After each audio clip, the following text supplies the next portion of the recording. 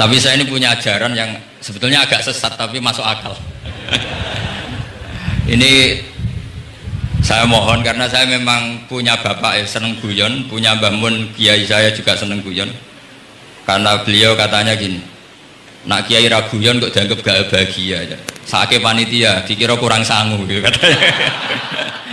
Sehingga ajarannya beliau memang sementara orang Islam itu pokoknya guyon ketok bahagia dengan Islamnya, bahagia dengan Tuhannya, bahagia dengan nabinya. Qul bi fadlillah wa bi rahmati fa bidzalika falyafrah. Lah bahagia paling gampang ekspresinya nggih guyon niku. Ngetokno di Alphard ada repot. Ngetokno di duwe akeh ada repot. Nak guyon nak murah nggih. Itu beberapa sahabat itu saking cintanya Nabi, itu cara berpikir kayak teman saya itu sering nasihatin saya, Gus aja soleh nemen-nemen engkau nak ning swarga mari bareng Mbah Mun sungkan katanya. Jadi kalau terlalu soleh kan surganya sama guru-guru kita kan tidak enak itu. Kalian kalau di surga kan nggak kebayang mesti polanya kayak apa gitu. Lama punya istri tidak cantik, di sana apa? Cantik. Nah itu kalau jejer guru kan sungkan. Jadi makanya kata teman saya, soleh pas-pasan ya Gus, ben swargane enggak sama siapa? Mbah Mun katanya, sungkan katanya. Nah ternyata pikiran itu juga ada di sahabat. Ya Rasulullah, saya puas-puaskan melihat engkau di surga. Kenapa? Saya tidak mesti masuk surga. Kalaupun di surga beda kelas dengan jenengan. Jadi para sahabat ya sadar, kalaupun di surga beda kelas dengan jenengan.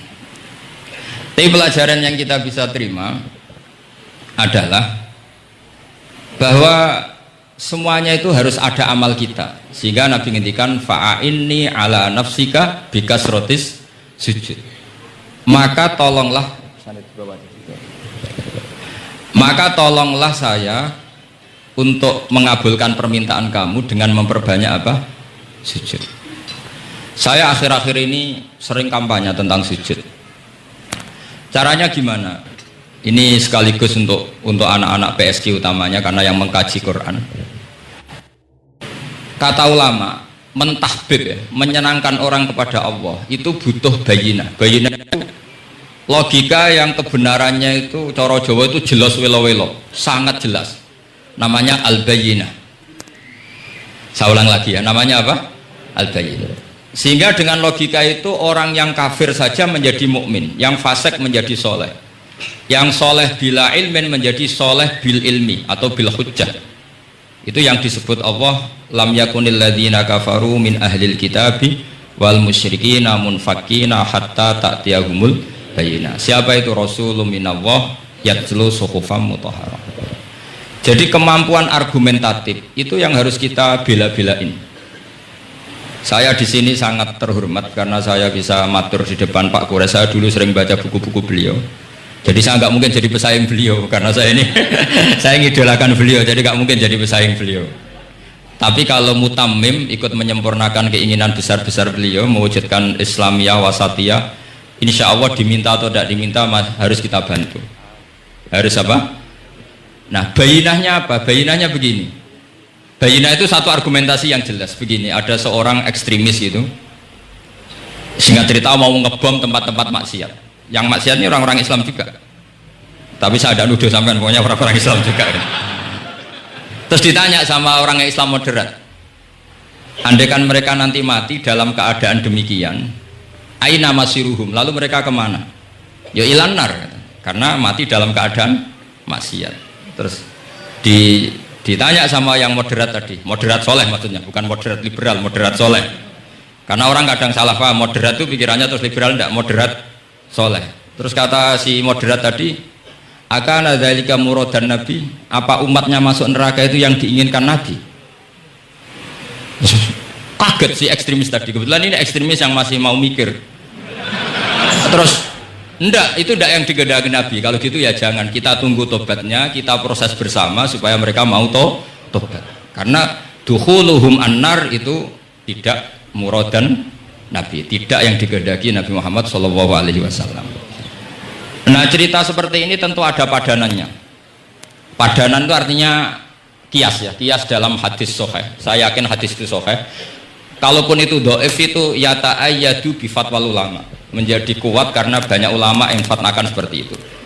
Saya pastikan itu diriwayatkan Qadhi Iyad dalam kitab Asy-Syifa, juga diriwayatkan Ihya, juga diriwayatkan di Hayatus Sahabah. Di situ ada sekian sanad sing yuqawi ba'duhu ba'd. Kenapa ini saya utarakan? Karena di kota itu sanggerono hadis itu takokno sahih ta ora. Kadang sing takok ya ndak paham itu. Wong maca kitab ra iso kok takok sahih ta ora. Yang ditanya juga aneh. Terus berusaha jawab. Padahal kadang ya ndak bisa juga jadi. Di hadis itu ada penjelasan begini. Ada seorang Arabi itu orang Bedui, orang yang kurang peradaban. Minta sesuatu pada Rasulullah SAW. Karena Nabi itu udah orang kaya, Nabi udah jutawan, udah hartawan, dikasih. Mungkin kalau uang sekarang mungkin 50.000 atau berapa. Orang itu gerutu segrutu-gerutunya. Nabi kok pelit gitu, kira-kira seperti itu. Akhirnya sahabat ini merasa tidak nyaman, ingin, karena ini Arab ya, ingin mengadili ini. Saya membahasakan mengadili itu ya ada Arabnya, karena kadang ada riwayat misalnya fahamma ayyadribuhu, nanti juga repot, ayyaqtuluhu juga repot. Makanya kalau ke Jawa itu kadang maknani bahasa Arab itu bingung, dan memang baik bingung daripada enggak bingung. Karena kalau yang enggak bingung itu keliru pede. Misalnya jika istri kamu agak rewel itu begini-begini, terus ada kalimat wadribuhun, maka pukullah. Itu kalau orang nggak bingung langsung diterjemah mukullah, nanti dilaporkan Komnas HAM gitu. Tapi kalau yang bingung itu akhirnya tatalluk mencari-cari. Ternyata di semua tafsir disebut dorban ghairu mubarrihin, yang mukul tapi yang tidak menyakiti. Jadi kekeliruan itu pasti dimulai orang-orang yang nggak bingung. Jadi ilmunya nggak cukup, akhirnya nggak bingung. Bingung itu penting. Loh betul. Nggak ada orang alim kecuali dari bingung. Karena orang alim itu nggak bisa pede. Karena referensinya banyak, kemungkinannya banyak. Sehingga mesti pikiran pertama kalau ada lafadz ini maknawi apa lafzi, ini mahmul apa enggak, ini mansuh enggak, ini muqayyad mutlak enggak. Ini sekaligus jadi pusat studi Quran, jadi supaya teman-teman memang seperti itu. Kata wadribuhun, maka pukullah. Saya masih ingat betul ketika Pak Quraisyah menulis di Membumikan Al-Quran tentang alak. Itu kalau orang ahli embriologi dimaknani alak segumpal darah itu mesti tertawa-tawa, karena nggak ada dalam proses embriologi orang lewat proses segumpal apa? Darah. Tapi kalau alak itu madatul kalimah dari kata aliko ya'liku, alakon sesuatu yang menempel, jadi zigot yang berhasil menempel di dinding rahim itu yang jadi anak. Itu ya normal saja, memang itu terjadi. Ya barokahnya bingung tadi. Atau alak dimaknani segumpal darah tapi min haitsul jinsiyah. Artinya haitsul jinsiyah itu sejenis ini. Jadi bukan di proses embriologinya tapi di jenisnya, supaya orang tidak sombong diistilahkan min alak. Tapi maknanya min jinsil alak, bukan alaknya tapi jenis alak. Itu kayak Abu Bakar itu kalau sedang bully manusia yang sombong-sombong itu, kamu kok sombong, kamu itu keluar min makhrajil bauli marrotan gitu. Supaya orang tidak sombong itu disilakan manusia itu yakhruju min makhrajil bauli apa? Marrotan. Kan kamu keluar dari makhrajil bauli berapa? 2 kali kan? Minar rojul lewat penis, terus nanti lahir juga lewat min makhrajil bauli. Jadi untuk mengadili manusia supaya tidak sombong diistilahkan keluar min makhrajil baul marrotan. Nah mungkin alak kalau maknanya segumpal darah itu maknanya jenisnya seperti ini. Kenapa kamu sombong? Jangan digugat tentang itu proses embriologi, kalau itu tidak ngalami itu. Jadi akhirnya barokahnya bingung itu alak dari proses embriologi maknanya apa? Aliko ya aliku, alakon sesuatu yang apa? Nempel, yang sukses nempel di dinding rahim. Tapi dari segi jenis mendidik tawadu, mendidik khafdul janah lil mukminin, mendidik adul wal ingkisar, rasa hina, nah, itu dengan makna tadi. Saya teruskan. Si Arabi tadi karena dikasih 50.000 gerutu, terus akhirnya Nabi memanggil Arabi tadi karena mau dipukulin sama sahabat. Nggak tahu mau dipukulin atau mau dibunuh, nggak tahu, pokoknya dikerasin lagi.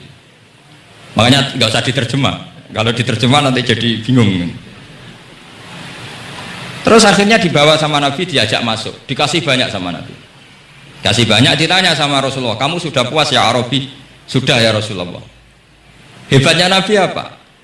Kamu harus menjelaskan ke semua sahabat saya kalau kamu sudah puas, karena tadi kamu ngomong yang bikin sahabat saya dongkol. Terus sekarang harus mengkonfirmasi. Ya ya Rasulullah. Di depan umum juga Nabi ikut. Ini Arabi tadi minta saya tak tambah, terus dia puas. Ahakada ya Arabiyu?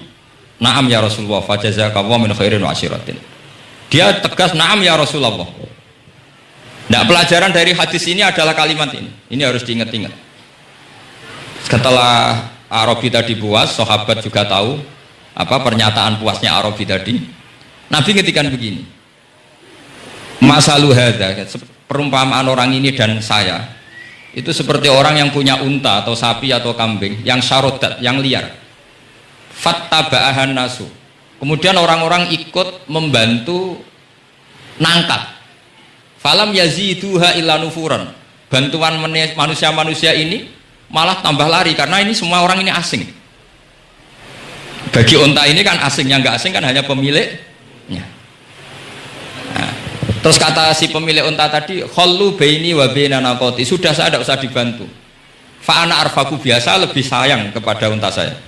Orang nggak ikut bantu semua, terus kemudian unta itu dipanggil, fa'akhoda minkum amil ardi, kira-kira diambilkan rumput, terus unta itu mau nurut. Intinya apa? Kalau orang nggak bakat kiai, nggak bakat dai ilallah, kok ngajak-ngajak Islam itu falam yaziduha ila nufuron, kira-kira gitu. Karena lebih banyak emosinya ketimbang teh. Dan itu cukup loh dalam Islam itu. Mencintainya Nabi itu karena dikasih uang lagi. Akhirnya dia senang Nabi meskipun karena dikasih uang. Tapi jangan diteruskan, setelah senang Nabi dibunuh masuk surga, ya tidak usah gitu. Nanti jadi repot tadi. Tapi intinya apa? Islam itu semudah itu. Yang menerima kebenaran karena servis saja diterima sama Allah Subhanahu wa ta'ala. Nah, ini di sini pentingnya kiai-kiai yang wasatiyah, yang ceria, yang gampang. Karena kita tidak ingin tanfir. Saya kemarin bikin makalah untuk 100 harinya guru saya Kiai Haji Maimun Zubair, tak beri judul Al-Intisar Limadhabi Syekhina. Itu diantara yang saya tulis adalah Sayyidina Umar itu pernah diprotes sama banyak sahabat, termasuk Abu Bakar, karena Abu Bakar ke Umar ini lewat penunjukan. Kata para sahabat, ya Abu Bakrin, kamu memasrahkan umat ini ke aghladin nas, orang paling kasar, yaitu Umar. Tapi apa? Ketika ada sahabat yang memberanikan diri tanya Sayyidina Umar, namanya Abdurrahman bin Auf, kenapa engkau kasar pada umatnya Rasulullah SAW? Jawabnya Umar itu unik. Fawwah, laqad lintu hatta khasyitu waha fil lain, walaqad istatatu alaihim hatta khasyitu waha fis syiddah. Fa ainal makhraj? Saya ketika lunak sama manusia, sebetulnya saya juga takut Allah ketika ngambil sikap lunak, karena lunak itu dianggap pembiaran. Bagi orang yang salah paham, lunak itu dianggap pembiaran. Kamu punya ponakan yang sering pacaran misalnya atau sering nakal, kamu lunak, itu dianggap pembiaran. Pembiaran itu tidak mendidik. Tapi kalau kamu sebagai Pak Lek Pade terkenal keras, ponakmu ya ora tau sowan, itu ya ora iso didik, sama saja. Orang kau berdidik, sowan saja gak berani, ketemu kamu lari. Intinya apa? Terlalu lunak juga ada masalah, yaitu dianggap pembiaran. Terlalu keras juga ada masalah, kan hakikatnya nggak bisa didik. Orang-orang yang terlalu keras sama masyarakat ini kan nggak kau berdidik, karena wong roh wis melayu. Tapi nak terlalu apian, kayak pulau ini nyongkomu ya masih tak barno itu, itu kan ya repot kan. Sehingga ngendikane Sayyidina Umar, fawwah laqad lintu linnas hatta khasyitu wa fillah. Ketika saya ngambil sikap lunak, sebetulnya saya juga punya khasyah, karena dianggap pembiaran. Tapi ketika saya terlalu ekstrim, saya juga takut Allah. Jangan-jangan itu tanfir, menjadikan orang jauh dari orang-orang soleh, karena yang soleh terlalu keras. Fa'inal makhraj, lalu jalan keluarnya gimana? Ya jalan keluarnya tadi, wasatiyah tadi. Jangan lunak yang sampai pembiaran, ya jangan keras sampai orang tanfir. Ukurannya apa? Ya tanya anak-anak PSG nanti karena yang baru mengkaji apa wasatiyah. Jadi saya mohon referensi itu sebanyak-banyaknya karena terus ada lagi saya punya cerita ada seorang wali yang kalau doa itu agak neror Allah. Tapi itu kalau nggak wali nggak boleh. Harus jadi wali dulu baru boleh. Karena kalau wali itu keliru-keliru itu ya tetap sama Allah dibahasakan isek. Isek itu berontok. Enaknya kekasihnya Allah kan gitu. Makanya di antara doanya Habib Ali Al-Habsyi Shahibu Simti Duror itu doanya. Tapi kamu tidak boleh melakukan doa ini dosa. Kalau nggak wali dosa. Itu doanya gini. Waj'al sayyiati sayyiati man ahbabta. Jadikan kesalahan saya itu kesalahan orang yang kau cintai. Jadi kamane cara Jawa wis kadung disayang salah-salah wis bener gitu. Jadi waj'al sayyiati sayyiati man ahbabta. Jadi kalau orang yang sudah super itu salahnya jadi apa? Tapi ya udah salah sampai kayak zina maling anda itu parah itu gitu. Ada seorang wali doa di depan Rasulullah itu gini, ya Allah jenengan punya dua pilihan. Jika jenengan menjadikan saya orang soleh surroh habibuka maka kekasihmu ini akan senang. Dan yang susah itu musuh kamu yaitu iblis musuh engkau. Tapi jika engkau ingin saya ini dolim jadi orang dolim yang susah itu kekasihmu yaitu Nabi Muhammad SAW yang seneng musuhmu yaitu iblis. Mohon jenengan milih mawon nyeneng no nyeneng no kekasihmu apa nyeneng no musuhmu gitu. Ya sudah kan Allah tidak punya pilihan. Mana mungkin Allah ingin menyusahkan kekasihnya yaitu kanjeng Nabi Muhammad SAW. Sama semua ulama anda ingin umatnya Nabi matu khinal maksiyah mati dalam keadaan maksiat maka kita berusaha semaksimal mungkin semoga mereka tobat. Semua Quran itu la'allahum yarji'un la'allahum yantahun diharapkan mereka Allah yang Tuhan saja yang al-ghaniyul mutlak Allah yang al-jabbar al-qahhar saja sama orang-orang yang asrafu ala anfusi masih dipanggil-panggil wa anibu ila rabbikum wa aslimu lah. Allah yang Tuhan saja memanggil yang sedang di luar dipanggil masuk. Masa kita gara-gara soleh yang over yang sudah di dalam mau dikeluarin? Itu kan apa-apaan itu. Makanya ini pasti tak dukung Islam Wasatiyah. Jadi saya dukung itu bihujjatin, bukan karena saya hormat Pak Kores orang sepuh itu enggak. Memang bihujjatin. Kalau soal dukung karena orang sepuh itu etika, apa? Etika tentu saya lakukan itu, pasti saya lakukan karena itu etika. Tapi lebih dari itu karena bihujjatin wadhihah, bihujjatin bayyinah. Memang logikanya seperti itu. Allah yang Tuhan saja selalu memanggil yang luar dimasukkan ke dalam. Masa yang sudah di dalam dikeluarkan? Makanya kitab Ithaf, kitabnya Sayyid Zabidi itu, Sayyid Murtado Az-Zabidi, itu bab takfir, itu beliau ngeritik entek ngamek corong Jawa sampai sekian kuras. Sampai beliau mengutip fa innal imama la ayyukhti afil afi khairun min ayyukhti afil uqubah. Kowe de keputusan salah nyepuro luwih apik timbang salah nyekso. Nyepuro salah tetap bener. Tapi nek nyekso bener ora mesti bener. Fa innal imam la ayyukhti afil afi khairun min ayyukhti afil uqubah. Sehingga beliau terus hampir sekian kuras. Coba hadis di Muslim, di Sahih Muslim itu Usamah ya. Kalau di Sahih Muslim itu rawinya disebut Usamah bin Zaid. Tapi di beberapa riwayat ada yang menyebut itu tidak Usamah.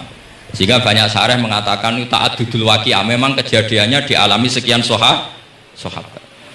Itu ada perang gitu ketika musuhnya terdesak. Padahal musuh ini sudah memotong sekian tangan sahabat, ada yang sudah pernah baca sahabat. Ketika terdesak dia mengatakan la ilaha illallah Muhammadur. Singkat cerita oleh Usamah tetap ditusuk sampai mati. Tapi sama Rasulullah ketika lapor, kamu membunuh setelah mengucapkan la ilaha illallah ya Usamah? Iya. Tapi innama qolaha muta'awwidan, dia mengatakan kalimat itu karena muta'awwidan, nyari perlindungan saja. Afala syaqaqta an batni, afala syaqaqta an qalbi. Sudah kamu lihat di dadanya. Kalau dia betul-betul ngomong karena mutawi dan jangan-jangan karena iman betul. Terus memangnya ketika kamu iman, orang-orang sahabat itu rata-rata kan pernah kafir. Memangnya ketika kamu iman tak curigai kan enggak gitu. Langsung saya terima, kenapa ini main curiga kira-kira. Sampai seperti itu. Saktinya kalimat la ilaha. Jadi kalaupun diomongkan mutawidan saja tetap sah. Meskipun ngomongnya hanya untuk perlindungan dari apa? Sef, dari pedang. Malah ada riwayat lain yang menyebutkan itu udah Usamah di tafsir Qurtubi itu yang ya ayyuhalladzina amanu idza darabtum fi sabilillah apa fatabayyanu wala taqulu liman alqa ilaikumus salama lasta mu'mina. Itu kalau di riwayat Qurtubi lebih ekstrim lagi. Si orang tadi tidak Usamah, jelas pastikan itu tidak Usamah, ada yang lain tidak Usamah. Itu bantah Nabi. Ya Rasulullah, andaikan belah dadanya orang itu saya belah, apakah kemudian saya tahu apa yang ada di hatinya? Jadi Nabi jadi dibantah. Ya rodok khawarit.